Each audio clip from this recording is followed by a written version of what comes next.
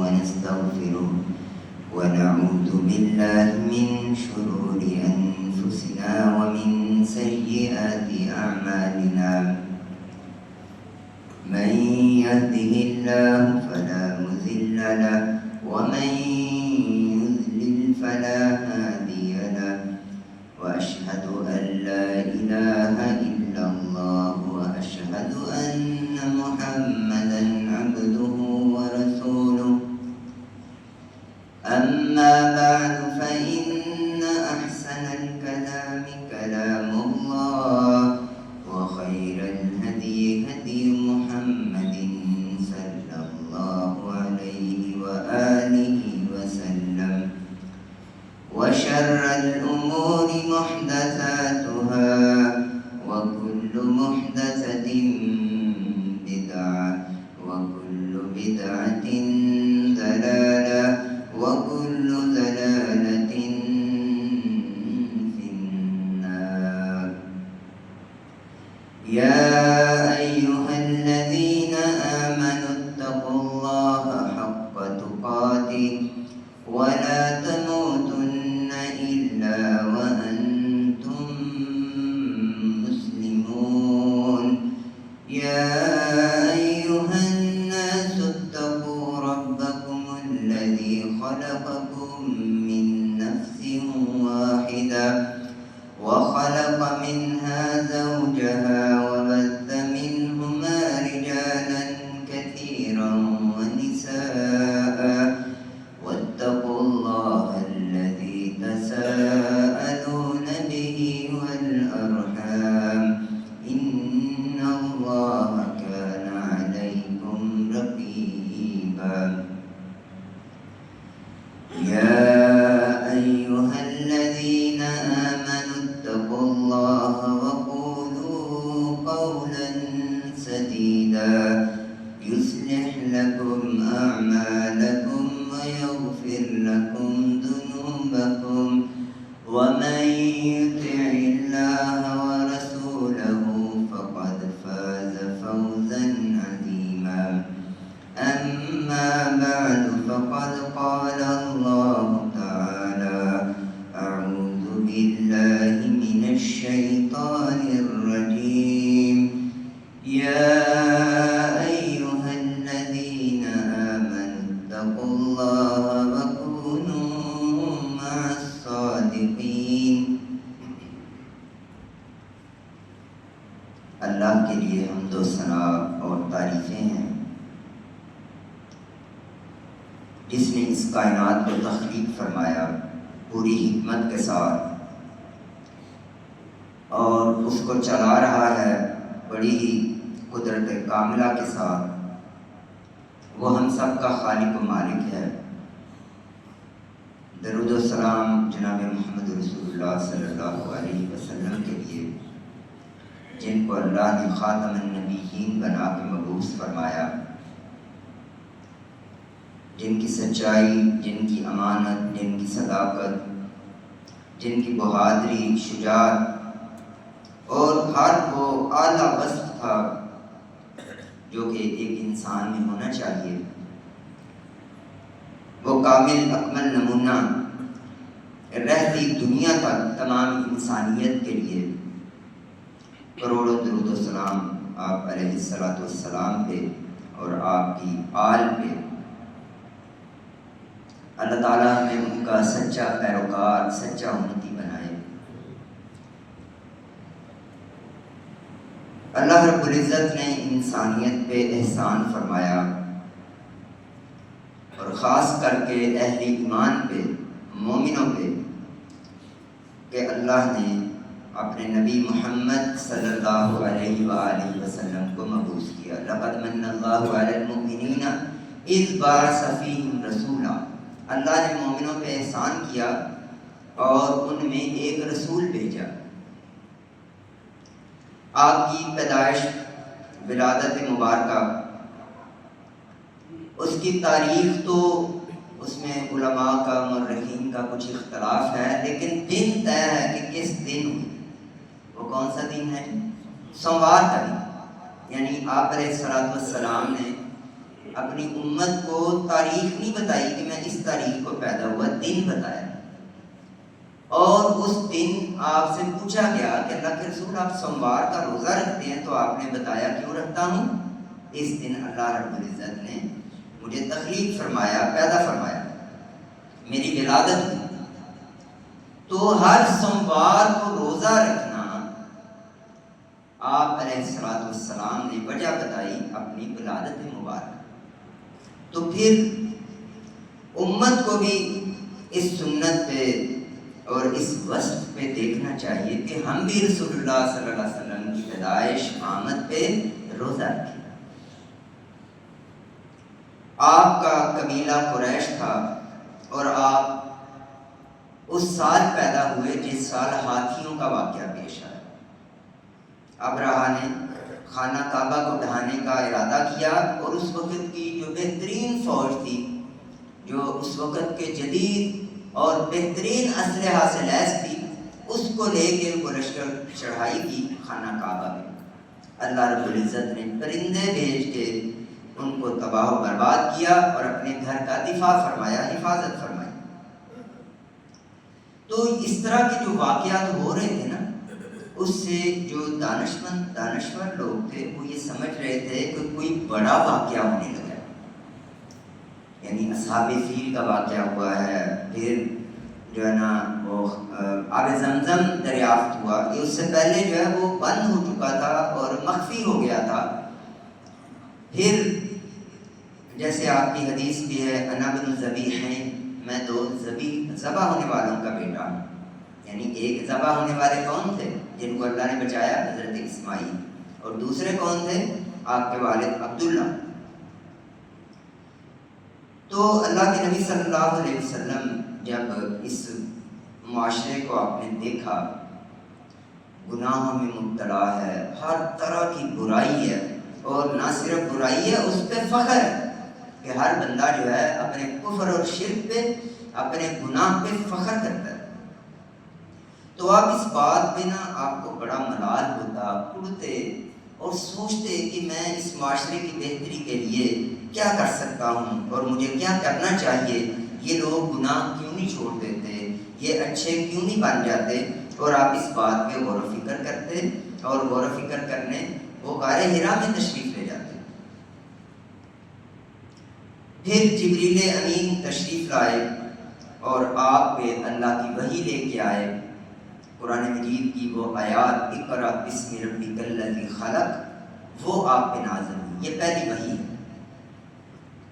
پہلی وحی نازل ہوتی ہے، آپ حیران پریشان گھر تشریف لائے، اور جو اس وقت کی کیفیت تھی، حضرت خدیجہ رضی اللہ تعالیٰ عنہ نے دیکھا آپ کانپ رہے تھے اور فرما رہے تھے مجھے کمبل دے دو، زمیلونی، مجھے کمبل دے دو، میرے اوپر چادر دے دو، اور آپ لیٹ گئے۔ جب کچھ طبیعت بہتر ہوئی، حضرت خدیجہ رضی اللہ تعالیٰ عنہ نے حوصلہ دیا، آپ کی صفات بیان کر کے آپ کی اعلیٰ اوصاف بتائے۔ تو بہرحال اللہ کا حکم دوبارہ آیا کہ اب آپ دین کی تبلیغ جو ہے وہ شروع کریں۔ آپ نے کوہ صفا پہ کھڑے ہو کے، اس وقت کا جو میڈیا تھا وہ یہ تھا کہ کسی سے بات کرنا ہوتی، لوگوں تک پیغام پہنچانا ہوتا، تو پھر کوہ صفا پہ کھڑے ہوتے، لوگوں کو اشارہ کرتے، لوگ آ جاتے، ان تک پیغام پہنچتے۔ یعنی رسول اللہ صلی اللہ علیہ وسلم نے اس وقت کا میڈیا استعمال کیا۔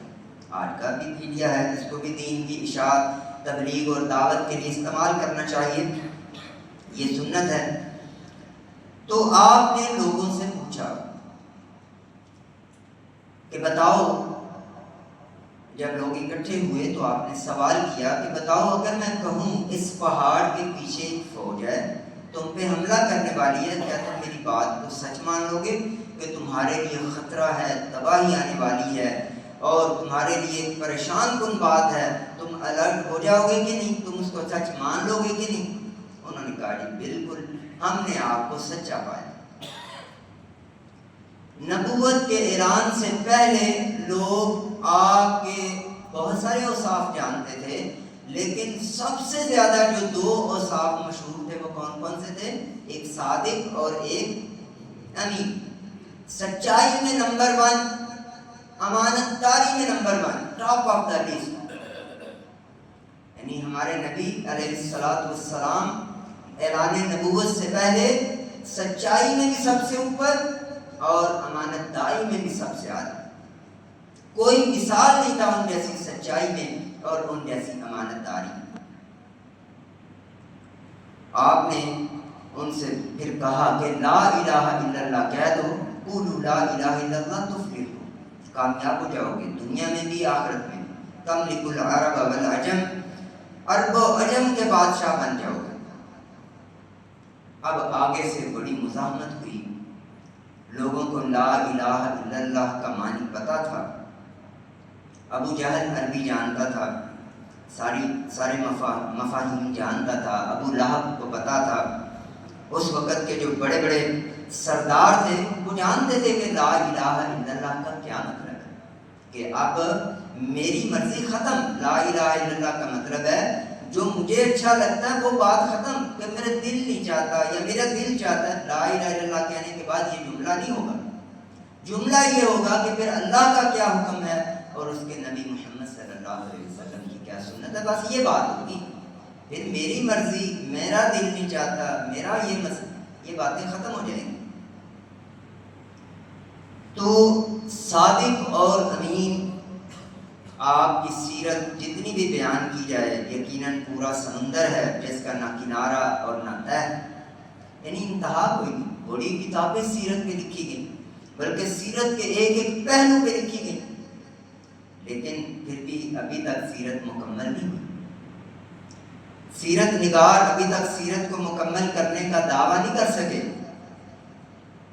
تو ہم انشاءاللہ آج کے اس مختصر وقت میں صادق اور امین، یعنی دنیا کے 10 وہ ملک ان کی لسٹ بنائی جائے جو سچائی میں، جہاں پہ سچ بولا جاتا ہے، جہاں لائف سٹائل سچ ہے، جہاں کے لوگ وہ حیران ہوتے ہیں اچھا جھوٹ بھی ہوتا ہے. یعنی ان کو یہ بھی نہیں پتا کہ جھوٹ بھی بولتے ہیں. اگر وہ 10 ملکوں کی لسٹ بنائی جائے ان میں کتنے مسلم ملک آئیں گے؟ یعنی ہمارے نبی پہلے نمبر پہ تھے سچائی پہ، پہلے نمبر پہ تھے امانت داری پہ، اور امت آج پہلے 10 اگر وہ لسٹ بنائی جائے تو ان پہلے 10 میں، یعنی میرے علم کے مطابق واللہ عالم، کوئی بھی مسلم ملک فال نہیں کرتا.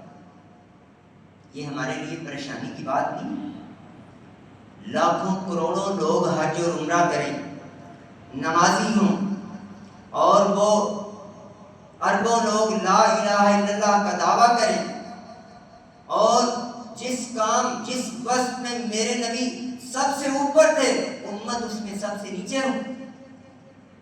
یہ کیسی محبت ہے؟ ہر سال میلاد ہو رہا ہے، آپ علیہ الصلوۃ والسلام کی سیرت بیان ہو رہی، آپ کے حسن اور جمال کا تذکرہ ہے، آپ کی بہادری اور شجاعت کا ذکر ہے، بحثیں ہوتی ہیں.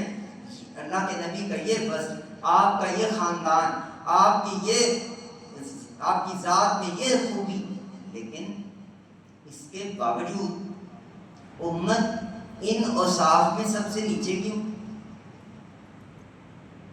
تو جتنے بھی نبی آئے سارے کے سارے سچے تھے. قرآن بیان کرتا ہے حضرت اسماعیل علیہ السلام انہو کان صادق الوعد، حضرت اسماعیل سچے تھے اپنے وعدوں میں، اپنی باتوں میں.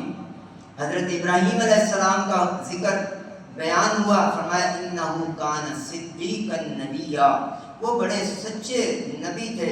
یوسف علیہ السلام، یوسف ایھا الصدیق، وہ سچے تھے یوسف علیہ السلام. اگر سچ کی انسانی شکل کوئی ہو تو وہ کون سی ہوگی؟ جناب محمد رسول اللہ صلی اللہ علیہ وسلم. سچ یہ ہے سچ. یعنی بندہ جب سچ پہ ہوتا ہے نا، حق پہ ہوتا ہے، پھر اس کا لائف سٹائل بائی ڈیفالٹ وہ سچ پہ ہوتا ہے. یعنی اس کو بہت سوچنا نہیں پڑتا کہ میں سچ بولوں کہ یا جھوٹ بولوں، کیا بولوں. تو ابو سفیان ابھی مسلمان نہیں ہوئے تھے، کافروں کی طرف سے سردار تھے، ہرقل کے دربار میں یہ گئے تو اس بادشاہ نے، اس وقت کی سپر پاور نے رسول اللہ صلی اللہ علیہ وسلم کے بارے میں پوچھا کہ یہ کیسا ہے؟ تو اس نے جو پہلا وصف آپ کا بیان کیا، اس نے کہا کہ ہم نے اسے اپنی باتوں میں سچا پایا، جھوٹ نہیں بولتا، اس کی باتوں میں جھوٹ نہیں، اس نے آپ کی سچائی کا اعتراف کیا۔ اللہ کے نبی صلی اللہ علیہ وسلم نے فرمایا ان الکذب یسود الوجہ، جو جھوٹ ہے نا، جو بندہ جھوٹا ہوتا ہے اس کا چہرہ سیاہ ہو جاتا ہے، اس کے چہرے سے ٹپکتا ہے کہ جھوٹ بول رہا ہے،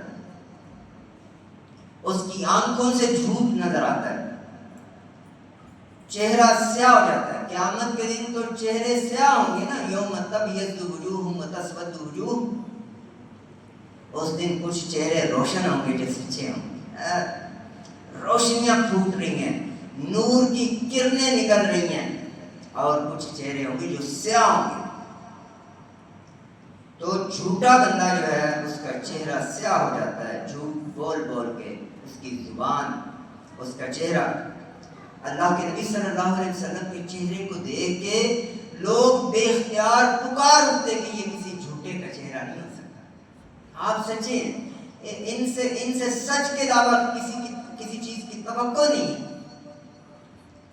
علیکم بالصدق، آپ نے فرمایا سچ کو لازم پکڑنا، سچے ہو جانا۔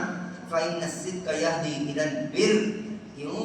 سچ ہی نیکی کی طرف لے کے جاتا ہے۔ کوئی بندہ یہ سمجھے کہ میں جھوٹا بھی ہوں اور نیک بھی ہوں، ایسا نہیں ہو سکتا۔ وإن البر يهدي إلى الجنة، اور یاد رکھنا جو سچا ہے نیک وہی کہلائے گا، اور جو نیک ہوگا وہی جنت میں جائے گا، جھوٹے کا جنت میں کیا کام؟ آپ علیہ السلام سے سوال کیا گیا، اللہ کے رسول کیا مومن چور ہو سکتا ہے، چوری کر سکتا ہے؟ ہاں کر سکتا ہے، آپ نے فرمایا کر سکتا ہے۔ کیا مومن سے فلاں جرم ہو سکتا ہے؟ ہو سکتا ہے۔ فلاں جرم ہو سکتا ہے؟ ہو سکتا ہے۔ کیا مومن جھوٹا ہو سکتا ہے؟ فرمایا مومن جھوٹا نہیں ہو سکتا، جھوٹ نہیں ہو سکتا۔ جبکہ آج ہم کہتے ہیں ہم ایماندار مومن ہیں، ہمارے ایمان میں یہ بات شامل ہو گئی اور ہماری رگوں میں خون کی طرح دوڑنے لگی کہ اور جھوٹ تو بغیر کاروبار ہی نہیں چلتا۔ یعنی آج یہ نظریہ عقیدہ اور ہمارے ایمان کا حصہ بن گیا کہ جھوٹ کے بغیر نہیں چلتا کچھ۔ لوگ کہتے ہیں عدالتوں میں سچ نہیں چلتا، نہیں سنا کہ جھوٹ کے بغیر انصاف نہیں ملتا۔ یعنی اب جھوٹ بولیں گے تو آپ کی معیشت چلے گی، آپ جھوٹ بولیں گے آپ کے کاروبار چلیں گے، جھوٹ بولیں گے تو آپ کو آپ کا حق ملے گا۔ سبحان اللہ، یہ مسلمان کا کیا نظریہ بن گیا کہ ہم سچ سے اٹھ کے، سچ کی بلندیوں سے اتر کے جھوٹ کی پستیوں میں آ کے کھڑے ہو گئے، اور دعویٰ ہم کر رہے ہیں ہمارے نبی صادق اور امین تھے، کوئی شک کی بات نہیں۔ ہم کیا ہیں؟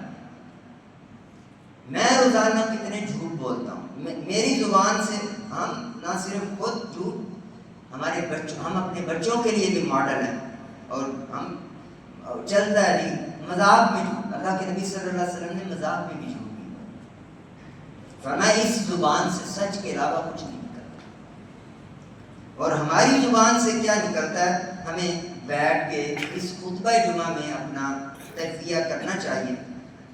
تو آپ کی پہلی صفت صادق، دوسری صفت امین۔ آج تو ہم کہتے ہیں مجھے کسی پہ اعتبار نہیں، اور یہ بھی نظریہ عقیدہ بڑا پھیل ہے، بڑی تیزی سے لوگوں کے اندر آ رہا ہے۔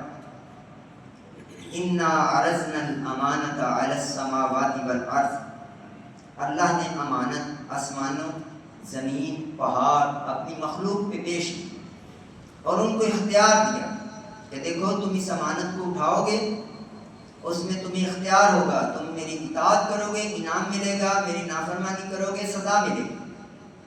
اب بتاؤ یہ امانت کون اٹھائے گا؟ امانت کیا ہے؟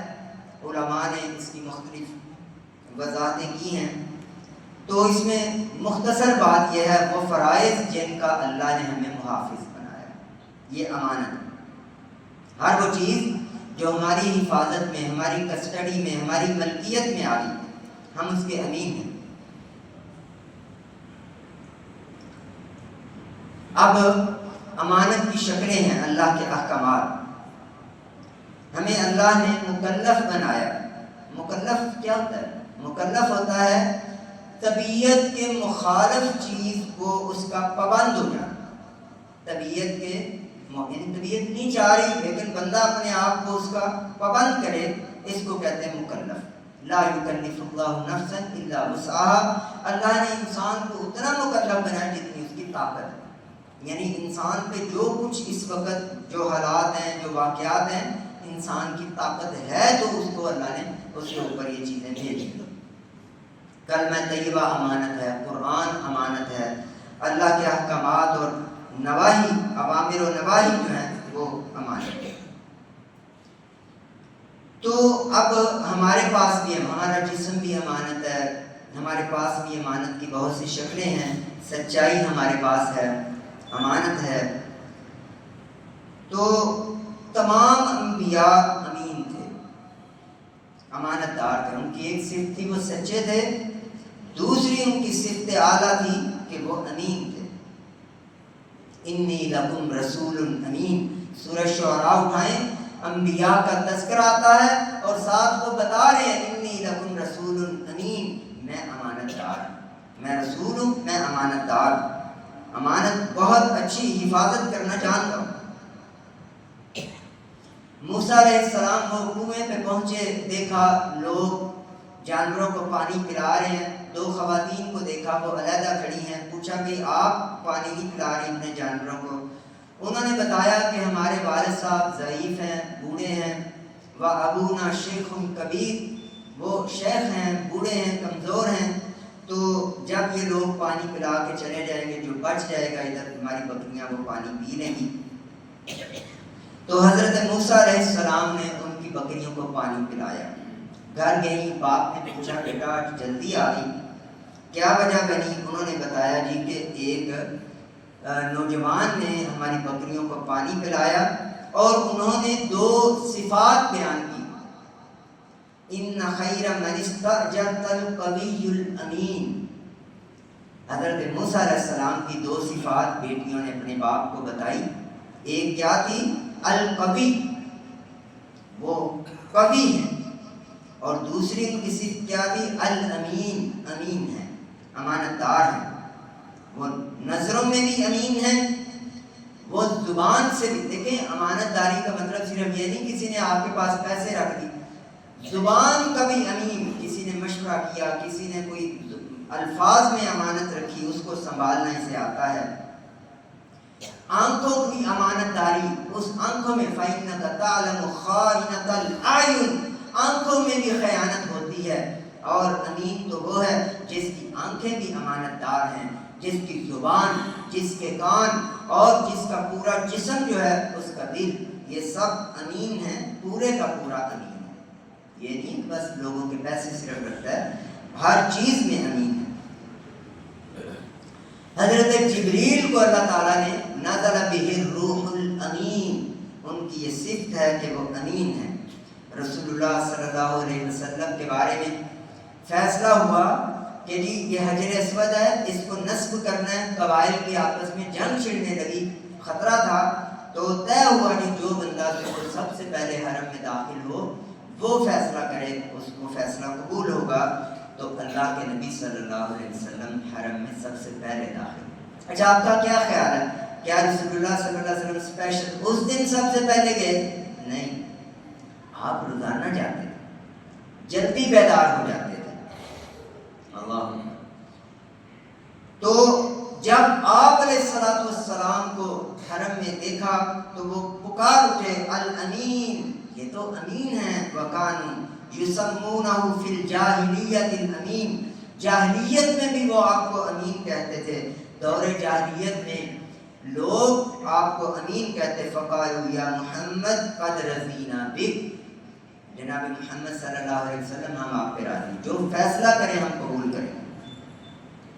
نجاشی کے دربار میں حضرت جعفر رضی اللہ تعالیٰ عنہ نے آپ کی صرف بیان کی حتی بعث اللہ الینا رسولا، ہم جہالت میں تھے، ہم ظلم میں ڈوبے ہوئے تھے، ہم لاعلمی اور ہر طرح سے گناہوں اور جرائم میں تھے کہ اللہ نے ہماری طرف ایک رسول کو بھیجا، نعرف نسبہ و صدقہ، ہم آپ کے حسب و نسب کو بھی جانتے تھے، بڑا اعلیٰ تھا، و صدقہ، آپ کی سچائی کو بھی جانتے تھے، کمال کے سچے انسان، و امانتہ، آپ کی امانت داری کو جانتے، و عفافہ، آپ کی پاک دامنی کو، و امرنا بالصدق الحدیث، اور آپ علیہ السلام نے ہمیں حکم دیا بات سچ کرنی ہے، و اداء الامانہ، امانت کو ادا کرنا ہے، واصلۃ الرحم، رشتوں کو ملانا ہے، وحسن الجوار، اور اپنے ہمسائے سے اچھا سلوک کرنا ہے، جہاں بھی ہمسایہ ہو، صرف مکان کا ہمسایہ نہیں،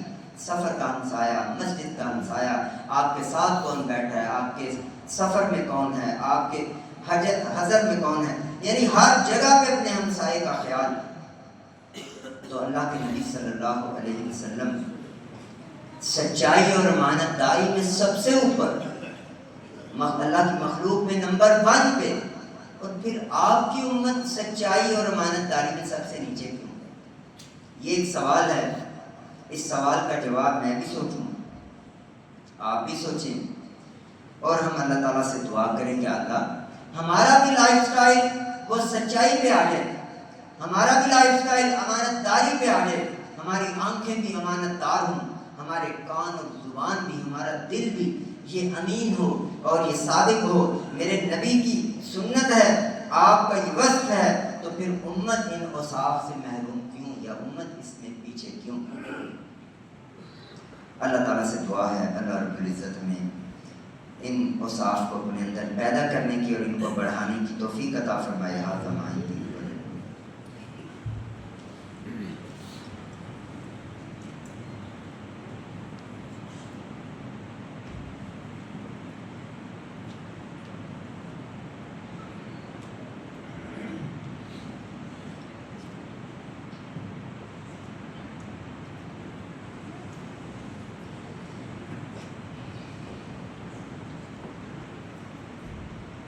ایک اعلان ہے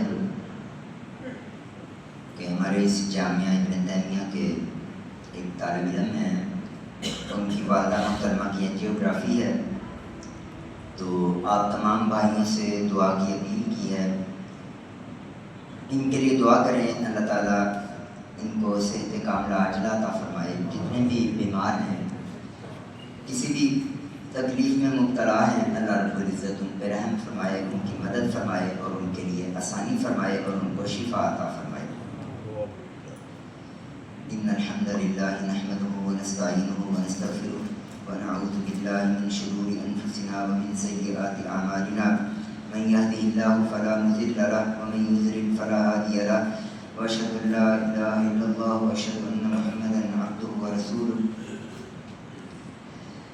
ان اللہ وملائکتہ یصلون علی النبی یا ایھا الذین آمنوا صلوا علیہ وسلموا تسلیما، اللهم صل علی محمد وعلى آل محمد كما صليت على إبراهيم وعلى آل إبراهيم إنك حميد مجيد، اللهم بارك على محمد وعلى آل محمد كما باركت على إبراهيم وعلى آل إبراهيم إنك حميد مجيد، اللهم إنا نسألك إيمانا كاملا ولسانا صادقا وقلبا خاشعا ورزقا حلالا طيبا وعلما نافعا وعملا متقبلا وتوبة نصوحا وتوبة قبل الموت وراحة عند الموت وجنة بعد الموت، اللهم لا تجعل الدنيا أكبر همنا ولا مبلغ علمنا ولا إلى النار مسيرنا، واجعل الجنة هي دارنا ولا تسلط علينا بذنوبنا من لا يخافك فينا ولا يرحمنا، اللهم طهر قلوبنا من النفاق وأعمالنا من الرياء وألسنتنا من الكذب وأعيننا من الخيانة، فإنك تعلم خائنة الأعين وما تخفي الصدور، اللهم إنا نعوذ بك من زوال نعمتك وتحول عافيتك، ومن فجعة نقمتك ومن جميع سخطك. ربنا تقبل منا إنك أنت السميع العليم وتب علينا إنك أنت التواب الرحيم. سبحان ربك رب